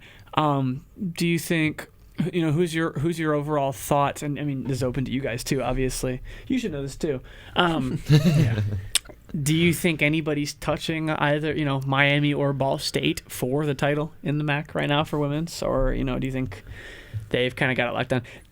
To be honest, I think it's going to come down to 1 versus 2 personally. That's my expectation. I don't think necessarily, believe it or not, I actually don't think that's going to happen on the men's side. I don't think it is either. But I think we're getting 1v2 on the women's side. I think it's going to be Miami, Ball State. I could flip a coin as to who I think is going to win. I admittedly haven't watched several games of both of those teams, but I've seen them both play, and that's kind of where I'm at. There'll be a big difference between the men's and women's bracket, I will say. And when we kind of transition over to discussing men's basketball, we talk about, undefeated Miami and whatnot. Yeah, this is Miami in terms of the women's side to win, and I'm sure there could be an upset on the men's side against the Miami Redhawks, but this is going to be a 1-2 punch, if you will, for seeding. I could definitely see Massachusetts in the second round getting an upset win over Ball State. That would be interesting. Maybe Central Michigan kind of makes a little bit of a run against OU, but it'd probably be more the other way where the Bobcats make a little bit of a run and upset over the Chippewas. But on paper, this will be a 1-2 seed for the MAC championship on the women's side. I mean, men could go to the big three right now: Akron, Kent State, or Miami of Ohio. What I think is really, we talk about Bowling Green's consistency, right? They have these streaks where, like, you look at some of these games. You look at the Toledo game, the second one. Bowling Green in the third quarter outscores Toledo 14-6, but then in the fourth quarter it's 17-11. Granted, they still win that game. Overtime win versus Ohio. Bowling Green's up 19-8 in the first quarter, but then the fourth quarter Ohio comes back 15-6. So and that's what really gets me is that I've mentioned the Bowling Green Miami game for the women's, where I strongly felt that Bowling Green should have won that one. They just kind of shot themselves in the foot. And so if it weren't for that lack of consistency, I could realistically see them beating Ball State. It's just that even though they have these really good runs, their bad runs just obliterate them. Yeah, I mean, Paige Kohler has a game where she, not to single her out, I mean, probably one of the best two players on the team unequivocally. Yes. And, she'll have a game where she's shooting 50 on, 13 or more shots and having a really good day. And then she'll shoot, like, under 25%. Yeah. And it's, when your best players are still having that kind of inconsistency, it's, how are you going to expect, bench players to step up beyond that? Absolutely. And not that you don't want them to, not that you don't expect them to, especially like as Coach Schmiel in that scenario. But if the conceivably better players in air quotes aren't rising to the occasion, it doesn't. I don't think it bodes well. No, and we mentioned Toledo a lot, but the first game that the women's played against Toledo ends up starting off like 15-0. Yeah. And then Bowling Green comes back with their own like 15-0 run, and then the rest of the game is back and forth. A very good game to watch. Yeah, that one was really exciting. Yeah, but it's the inconsistency and streakiness that really kills the Falcons. Yeah, and that's their biggest thing. If they can put it all together for 3 games, and that's a big ask, but that's these are your biggest 3 games. If there's any time to put it all together, it's right now. But the only teams I can see causing any other problems, Bobcats and UMass. Ohio does have a win over Miami this season. Their 2 losses for Miami do not come against Ball State. Ball State has 2 losses as well. Those are both to Miami. Miami has lost to Ohio and UMass on the season. So those are 2 teams that I think could end up causing just a little bit of trouble for the Redhawks. Well, and going into this tournament seeding, Ball State was the last team that I wanted Bowling Green to play. Yeah. I mentioned how much I liked seeing them matched up against Miami. However, being on this side of the bracket where you have Toledo and UMass, Toledo, obviously we've seen them beat them, and you mentioned the injured player. But UMass, Falcons travel to Massachusetts, lose by 1, which close game, whatever. It was also when we had all that snow, so schedules were, I think they played the game a day early. There was something there. But also, not to blame it all on one shot, but UMass had like a half-court buzzer beater 3. I remember that going into half. Yes, I remember that. If Bowling Green can somehow beat Ball State, they have pretty good odds, I would say, to finish it out, because looking on the other side, I don't know. I would not want to be against that Miami team. No, Yeah, I mean, both men and women's for basketball, those Miami teams. Yeah, I think the only problem there, and it's not even, it's not even in conflict with what you're saying, but, if you make that championship game, you get through your side of the bracket, maybe it's softer, Ball State's a tough one. Yeah, Toledo or UMass is going to be easier, but it's not like you get to, like, play a pool and then move on. True. You're playing one of them, I know. and then you're playing Miami if somehow you make the championship. So I'm kind of looking glass half full right now. So. No, yeah, and you're not wrong either. I mean, it is certainly. I think the most favorable second draw probably. Central Michigan was solid, and the Falcons just saw that recently. Miami, Kent State, Ohio. I mean, any of those teams really. Yeah. But just with what you've seen against Toledo and Massachusetts, for the Falcons, you like that more. It's not even necessarily the softest matchup of the tournament.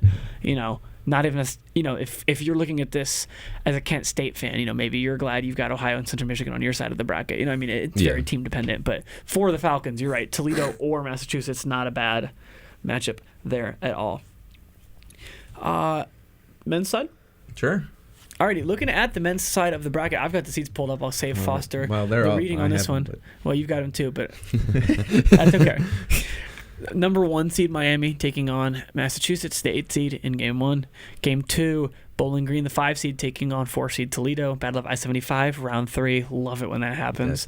I want that to happen in football so badly. You don't understand. Anyways, Game 3, number 2 Akron against number 7 Buffalo. Game 4, number 6 Ohio against number 3 Kent State. I think that the Falcons arguably are in one of the better spots here. I mean, I guess if you're a high seed, you always want to play,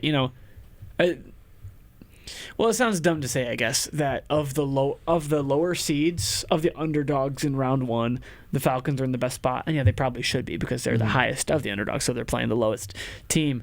But I mean, I know Miami's a house, but looking at the better portions of Bowling Green, if Bowling Green puts together a full game of like their better quarters against Miami this year, that's we can say that game. about a lot of games. It's a True. game. That's what Foster. You and I called the Miami game when they came here, and if it weren't for Second that, half was amazing. if it weren't for that 50 first points. half, 50-point second half from the Falcons, but that first half they got Generationally bad first half. terrible. Yeah. Yeah, I mean, certainly a tall order for anyone. I mean, UMass, that's a team that went to overtime with Falcons. That's it's a solid that's a good team, and that ranking next to the Redhawks makes them just a little bit scarier. But I mean, a team that's beatable. I'm surprised. I didn't think they were going to go the distance. To be honest, I'm They really had some close games. really surprised. They had a lot of close games. I feel like most teams that you see go undefeated in regular seasons in any sport, like I feel like usually they drop one of the ones that's They like do. this close. I can Or like most teams do, and so they don't They'll go drop undefeated. one. I mean, the undefeated teams obviously don't drop games. Right. You know what I'm saying? Yeah, a 3-point win over Akron at home. Then they had a 3-point win over Buffalo. That was a overtime buzzer beater, again at home. A 6-point win in Kent State against Kent State. A 2-point win at home against UMass. A 2-point win in Buffalo. And then they've just close game. Eastern Michigan in Eastern Michigan. Western Michigan in Kalamazoo, 69-67. Toledo in Millett Hall, 74-72. And then the Bobcats in their season finale, 110-108 overtime win. I mean, that's the last 3 games, only winning each one by 2. And they're just, I mean, they stayed at the 1 seed. Good teams find a way to win. We kind of talked about this in the women's basketball thing. But this Miami team is especially kind of limping into the playoffs. Luke Skaljak, one of their better players, who's stepping up in the with the Ipsaro missing. He has a cast on his non-shooting hand. It's all taped up, and you could see it really affected him in that Ohio game. Hard time shooting. Couldn't really find the rain from behind the arc. They were just starting to leave him at times. That's going to be something to watch out for. Peter Suter, obviously, is the head of that team. He has been getting in foul trouble as of recently, especially technical fouls and others of just getting fouls and getting off the court early. That's going to be a big thing to watch. And the big thing is Ohio, I think, showed the best kind of roadmap to beating this team. Hard physical defense, because that team at one point, I believe, technical foul, flagrant foul, technical foul, and all in a row in 3 different steps of the game. It was, they got a technical, then the next, shot the free throws, very next play, flagrant foul, shot the flagrants, got the ball back, technical foul, and they just let Ohio stay in it, they will give every team the opportunity to beat them. It's all about down the line. That's where they make their money. They are one of the best teams down the line at just offense and defense. They're going to play good defense when they need to keep games going into overtime, and you cannot let them have a second shot, because that second shot, they're going to hit it and they're going to win. The field really interests me.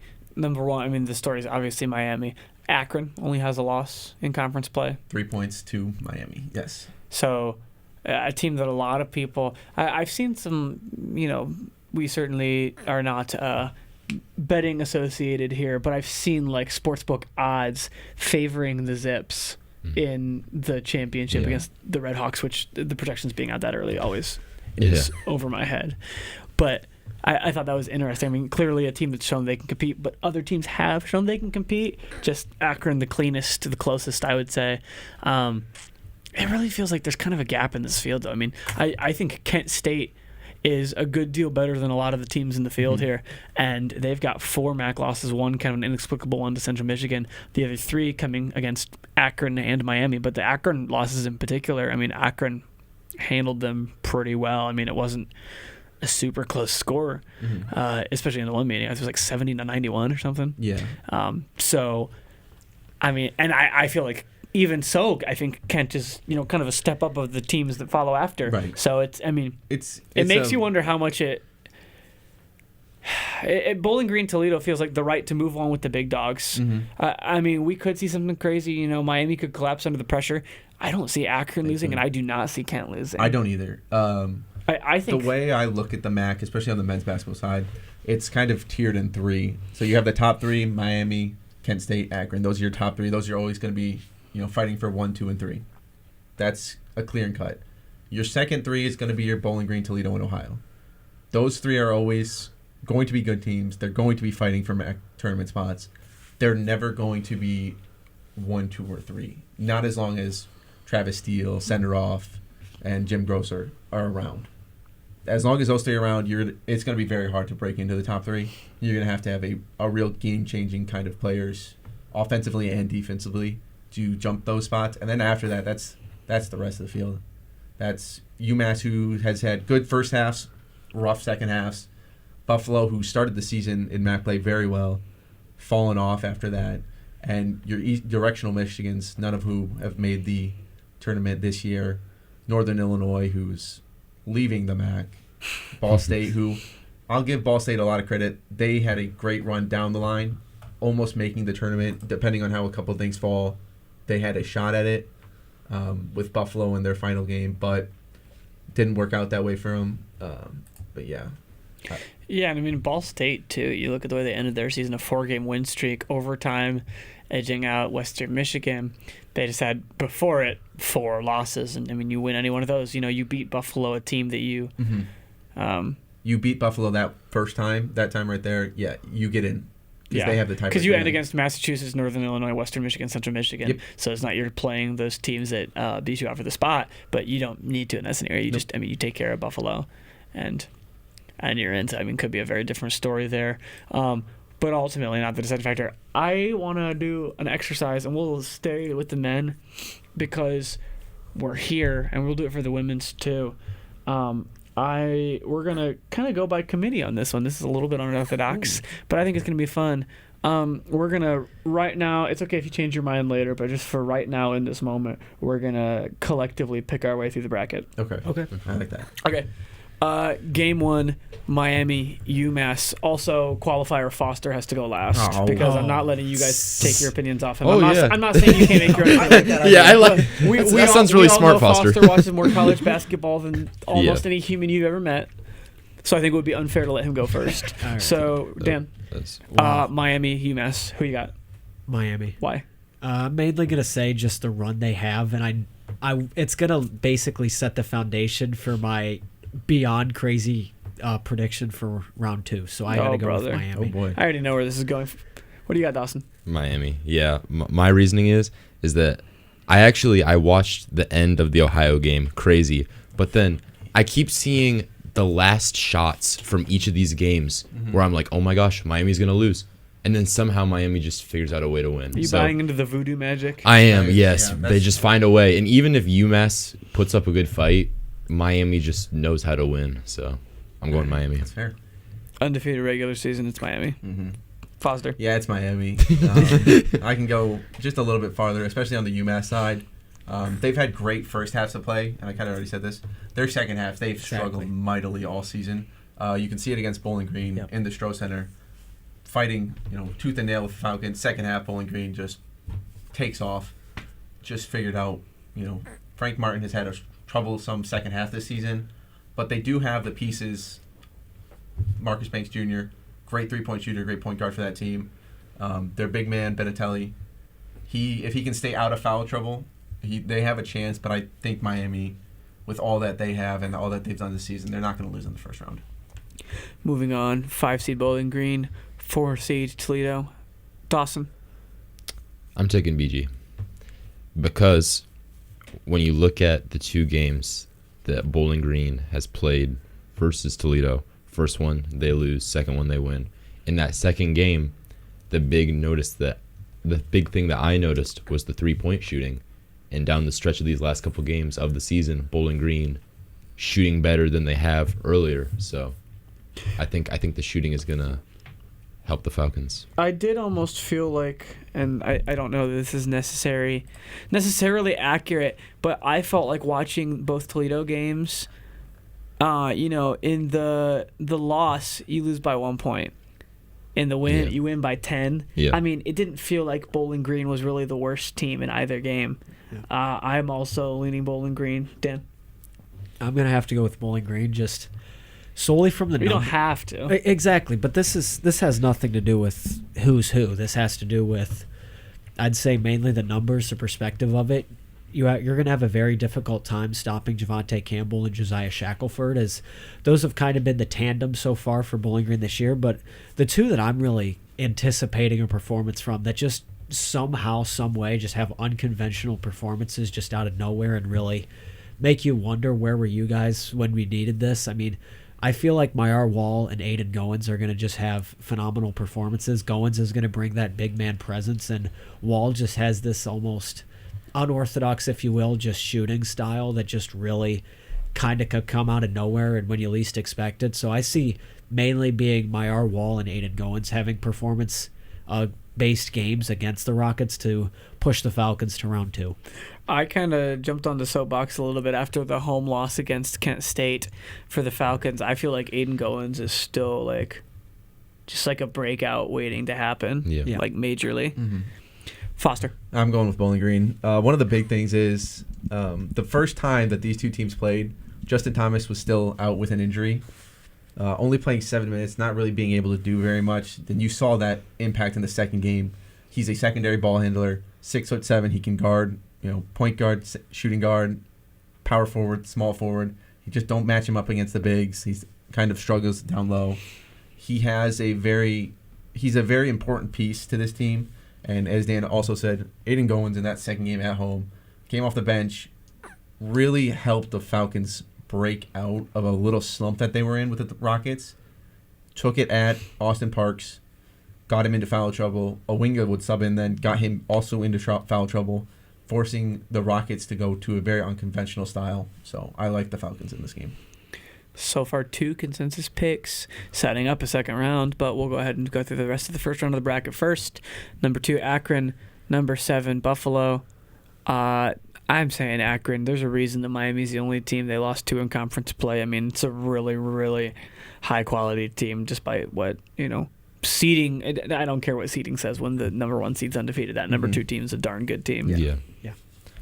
I really wanted to say Buffalo because when Buffalo played Bowling Green, I was really impressed with them. Like, they had a lot of fight and hustle, and I really like that. But just seeing how they've ended their season so far and kind of what you said about Akron, you can't not pick Akron. So, it's going to be the Akron show. I mean, kind of just piggybacking off of Dawson's point, just a disappointing end, if you will, for Buffalo. But Akron really just... kind of just stating the obvious. If Miami of Ohio doesn't exist, you're the first team in the tournament. And even if they do, like if Miami of Ohio isn't undefeated, I see a possibility of kind of fighting them for that first seed. But at the end of the day, it's just Akron's to lose. And I mean, I'll go so far to say that we'll see Akron in the MAC championship. That's fair. I'm also going to give Akron the nod over the Buffalo Bulls. They started off the season so well. I did think they were going to be fighting for a top seed. And then they just kind of have fallen off a cliff. A 3-point loss to Miami.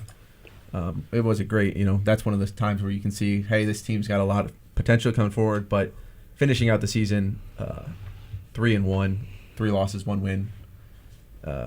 And their only win coming over Eastern Michigan with 5 points, a 5-point win over the Eagles. It doesn't bode well, especially against an Akron team who has a lot of length, plays great defense always, regardless of how their offense looks. It's an uphill battle for Buffalo. I'm with you there. Pretty strong consensus. The last one, of course, number 6, Ohio. Number 3, Kent State. And we'll rotate back to Dan. I'll go Kent State here. The Golden Flashes, just you see them against the Falcons, just the performances they had. I mean, this is Kent State's to, I guess, win, if you will. They're going to have some difficulty. I mean, you're going to have a bit of a Northeast Ohio matchup in the second round against Akron, but this is Kent State's game to win. And OU just, I've never been too confident in their ability so far this year. So, I mean, they can keep it close when they need to. You saw that in the overtime game against Miami of Ohio, but unless that they really take care of Ohio early, at the end of the day, it's going to be Kent State's to win. I'm going to break up the consensus for the first time in this bracket ranking. I'm going to go with Ohio for the reason of recency bias, because they almost took down Miami and played quite well. So, I'm taking Ohio.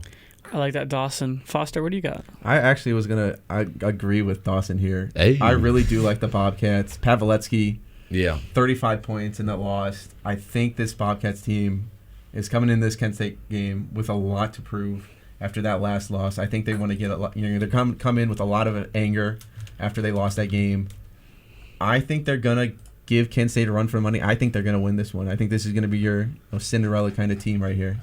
Well, this is a fun one because we are a split room. I think that Kent State, part of it is bias of, the games you get to watch in person versus the games that you watch on TV versus the games that you listen to and the games that you read the recap. There's different levels of how much you feel you understand every team from, how and what you're able to watch.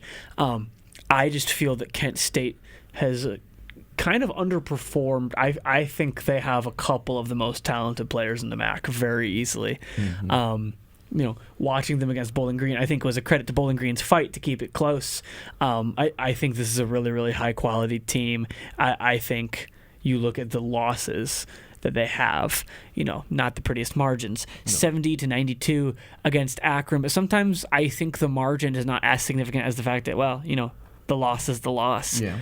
You've got another one, 52-69. Akron kind of has your number, 101-107 overtime against Miami.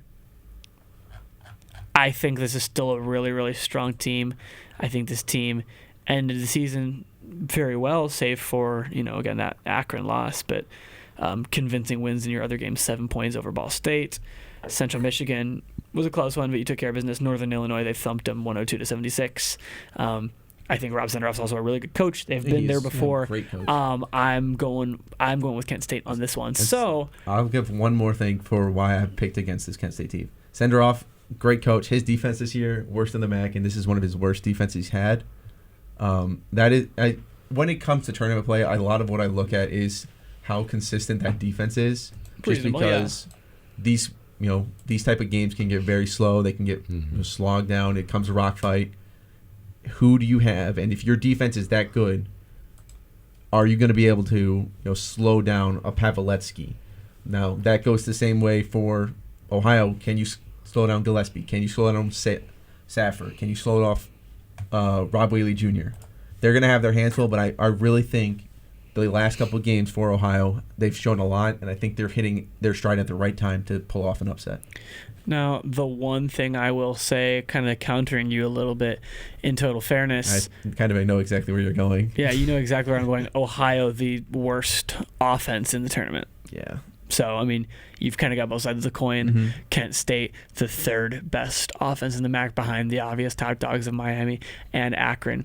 If you look at the defenses, the least points allowed, Ohio's 11th in the MAC out of 13. Yeah. So they're not that much better. No. So No, I feel you. I think that plays a role in any of the other matchups. But because of that, I'm inclined to think Kent's still going to win. But I think a lot of favors are in factor of Kent. I think their coaching staff's one of the best, if not some of the most consistent in the MAC. They have probably the better built roster. I just think that this Ohio team's coming in, a lot to prove. They're going to show, they have a lot of anger coming off that Miami loss, and I think they're going to show it in this game. Well, since we have a 2-2 consensus and we need to come to a conclusion here, we're going to go with the old coin flip. All Foster, right. There's a head and there's like a torch, which is tails. All Heads, right. heads I'll or take tails. Heads, Ohio moves on in our virtual bracket here. Tails, Kent State moves on. Flipping. It's heads. Okay, Hey. so All right. our collective They've bracket is won. going to They've pick the done it. Bobcats. They're going to win So now. that'll be 2 first-round upsets as this bracket goes. We'll have Miami and Bowling Green in the second round, and we'll have Akron and the Bobcats, OU, in the second round. Miami, Bowling Green.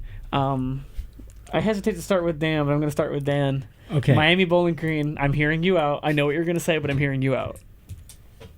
Javonte Campbell turns into 2016 LeBron James and upsets the Miami Redhawks to go to the MAC championship.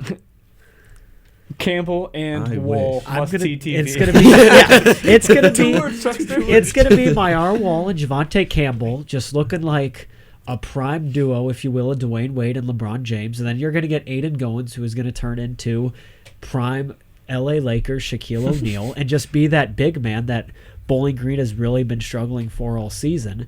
And I just feel like Miami, they've had a lot of close games lately. They're going to start to get burned out. And then the final just nail in the coffin, if you will, is going to be that first, I guess, half, if you will, of that game. And then they're just going to have Bowling Green is going to come out in the second half and be really strong. They showed that against UMass that they're able to. They showed that against Miami the first time they played. Exactly. So Bowling Green will get the upset victory over the Miami Redhawks. Dawson. I got 2 words for you: Suitor and Scalajack. That's more than 2 words. But, yeah, no, I'm taking the Redhawks. Foster. As much as I want to give Bowling Green the win, the way that Miami plays, it puts Bowling Green at such a disadvantage. The Falcons love to run a 1-3-1 zone, and Miami just shoots them out of it night in and night out. It's when we were down in Oxford for that game, Falcons went to that 1-3-1. They got maybe 2 stops in a row in it. After that, it was over. Barbecue they were chicken. just 3 after 3. It was over. And even though I'd like to see Aiden Goins play in that game, they can't put him in on a man-to-man. They run it right at him. He'd have to. They like to run a switching offense or defense, and they get Aiden Goins on Peter Suter, Scalajack, Elmers. He's not set out for guarding anyone on the perimeter at any point in his career. So I'm going to go with Miami. So, something worth noting, Bowling Green, the second best defense in terms of points per game average in the Mid-American Conference, behind only Ball State, who's not in the tournament. So the best defense by points allowed in the tournament, 3rd overall in the MAC in margin. 10.1 there. The 4th best offense behind Miami, Akron, Kent. So, for as down as I think, some of the talk of this team has been at times, clearly one of the better teams in the MAC still. They are. Pretty definitively. And I will say one thing against that defense, though. The 2 times that they've played Miami's put up over 90 points on this Falcons defense. 93 the first time, and then it was 91 in Millett Hall. Well, and to be entirely fair, high-scoring affairs in both directions. Bowling Green put up 77 of their own at home, and then on the road, 77 on the road, and then at home, 83. Yeah. So, they certainly, some things didn't go your way, No. but it's not like Miami put on a stellar defensive performance in No. that game either. You I mean, those can't- are just kind of You just shootouts. can't get into a shootout with Miami. Right. You have to play the best defense, not only in the MAC, but maybe in the country to beat Miami if you're a MAC school. And you know what? I'm willing to just go off of stats for this one because this is just a collective bracket. This is nobody's personal bracket. I'm going to pick Bowling Green. I don't think Massachusetts. I know they play Bowling Green close. I don't think Massachusetts is a good enough team. Especially I don't if they think have some Buffalo's a good enough injuries right now team as well. to be like challenging these teams in the first round. Miami and Akron, these are teams that are looking ahead to the championship game, and they're looking ahead to the tournament. Mm-hmm. You know, if you win the MAC or the NCAA tournament, if you win the MAC tournament, you're in. Miami's in either way. Yes. If there's such a thing in this context right now, Bowling Green feels like a trap game to me. I can see where you're coming from. That I just see. I think Miami's a better team. Mm-hmm. I think 9 times out of 10 Miami's winning this game. I'm going with the 1 out of 10. I'm you with splitting the 110. room. All right. I'm picking Bowling Green. Foster, Oh, I'm flipping again. you can call it again. I'll take heads again. All right, heads Miami, tails Yes. Bowling Green. It is flipping, and it's heads. Okay, well, we're sticking with the Hawks. I might have to Remind do me this never for, flip coins I to might have Foster to do again. this for my actual bracket. All right. Game 6 is going to be Akron versus Ohio by our collective estimates. We'll see if that holds true. I'm going to start with Dawson. Akron versus OU. Even though I picked OU in the previous one, I'm gonna go with Akron. Soft. I know, but I mean, we talk about the top 3 teams in the MAC, and I know that I picked against Kent State. I would consider, in my own opinion, there to be 2 top teams in the MAC with Miami and Akron. So I'm going Akron. Dan. I'd say Akron's the more established team as opposed to OU. They've shown that they can, I guess, get the job done when it comes to postseason basketball more than the Ohio Bobcats. So I will say that it is Akron going to head to the MAC championship against Miami, which, I mean, when you look at that, a 1 versus 2, just pretty traditional, just 2 juggernauts going at it. And at the end of the day, both teams, no matter the result, if it comes to that, will be playing in March Madness. So I see Akron getting the victory over OU just solely on their offense, just solely on the way they're able to pressure the ball, just solely on that pressure, that mentality they bring of just knowing that they're going to be able to come into it. And then also, too, that the Cinderella run has to come to an end for Ohio. What do you think, Foster? They don't got enough in their tank to beat Kent State and Akron. I don't even think they have enough to beat Kent State, I think to they be have honest enough with to you. beat Kent State, but after that, Akron, no. I think Pavlovsky's that's gonna be a very tough matchup for him. Akron has a lot of taller defenders, a lot of forwards, and I think that's where they're gonna be stuck into a bad matchup. Yeah, I'm going with Akron. We don't need to reinvent the wheel here. Nope. I think this is a pretty straightforward one. And so, against all odds, that sets up a 1 versus 2 matchup in the Who would've championship seen it game, coming? Miami versus Akron. Who could have seen it coming? Foster, you go ahead. You can go first this time. I I'm gonna lied. give it- You want? I'll take Akron. I think Akron's going to win it. I don't think Miami, with the injuries that they have sustained with Scaljak, with the way that Shooter's been playing down the line, with Wolford going to be kind of I think he's going to be put into a bad situation with this team who will run a little bit of a smaller, with Lyles running the 5. I think Akron is just going to get this. This is their revenge game. They're going to get it. They're going to get the auto bid. Dawson. I want Akron so that there's 2 MAC teams in March Madness. I think there's 2 regardless of that. But that's what we talked a bit about it before the show. But I'm really interested to see if Akron were to, let's say that it is 1 versus 2 in that MAC championship game and Akron ends up winning, the look that the committee would have if Miami doesn't make the tournament. Completely jeopardize the I integrity, know. in my But opinion. I see so many posts online that say, like, Miami's still on the bubble, even though... No, that's just Bruce Pearl wanting his son to get in and over. Yeah. All of them are just his accounts. Biased choices. Yeah. Oh, yeah. I mean, you talk about Auburn, Charles Barkley, just Auburn having a history of not being able to win anything, I guess, if you will. But anyways, focusing on the MAC, I mean, That's it has to. Well, It has to be Akron, from my perspective, if you want 2 Mid-American Conference teams in, because the committee will see, oh, Miami won, everybody knew it, let's just move on. Like, forget about Akron. No, Like, that's legitimate. That's not my question, though. Who do you think's going to win this game? well, and I'm getting there. I'm in your minds. I'm sorry.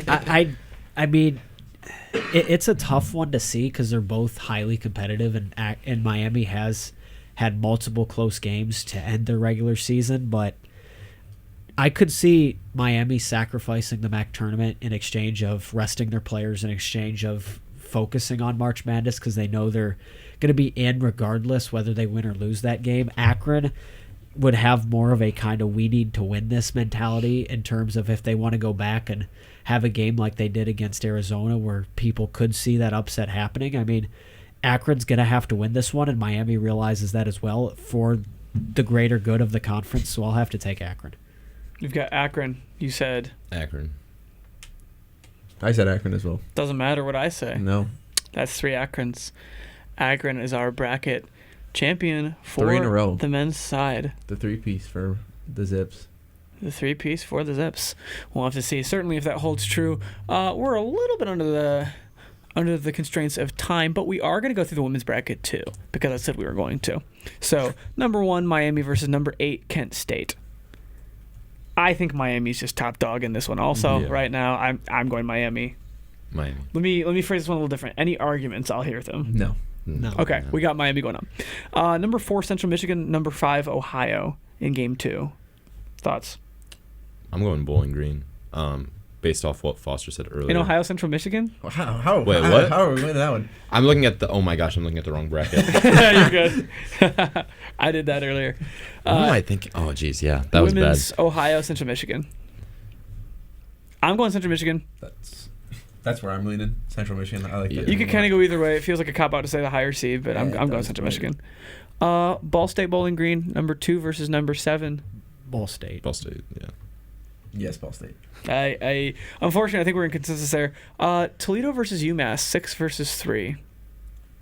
I'm taking UMass. I think that injury does too much to Toledo. See, that's what I was saying 2 spots ago, but yeah. I think we're kind of in consensus on this one. Looks like 1, 2, 3, 4. Yeah. Miami versus Central Michigan.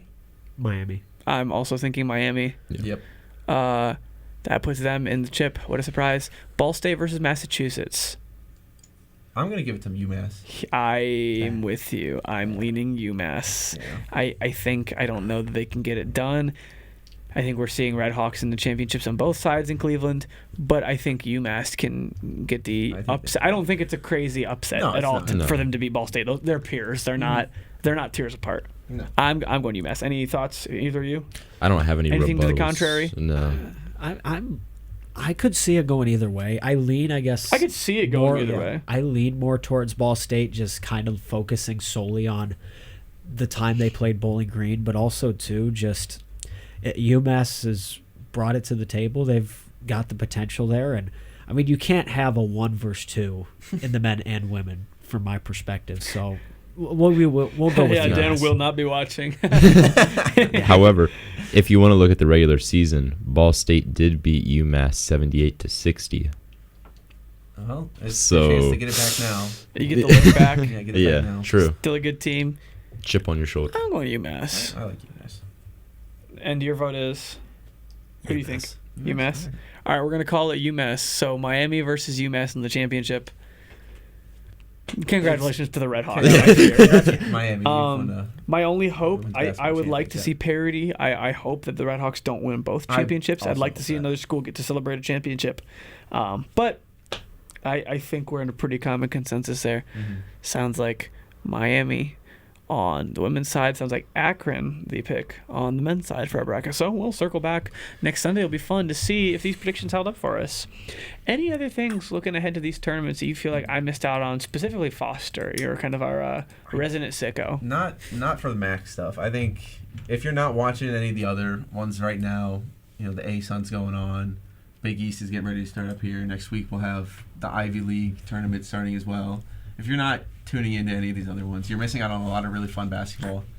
Patriot League, Holy Cross, Lehigh. Lehigh won on a 3-quarter court heave to just move on. So you're missing out on a lot of really good basketball. if you're not catching on these games. Tap into Patriot League basketball. tap into Foster Patriot League. Rostai has spoken. And with that message, that seems like a good one to leave off on for today's episode of the Zig Zone. As always, stay tuned to bgfalconmedia.com for anything and everything coming out in our coverage of Bowling Green athletics as we work relentlessly to bring everything to you in a timely and accurate manner. Also tune in to Falcon Radio and WBGU 88.1 FM for this show, as well as our other live broadcasts of Bowling Green sporting events, and check out BG Falcon Media on YouTube to find other re-uploads of this show, as well as other broadcasts, highlight packages, interviews, press conferences, and much, much more. That's going to do it for us here from the Coolant Center Studios. So for Foster Rostai, Mr. Starch Madness one more time, Dawson Pelter, and Diane Radenauer, I'm Holden Ruck. Have a good one.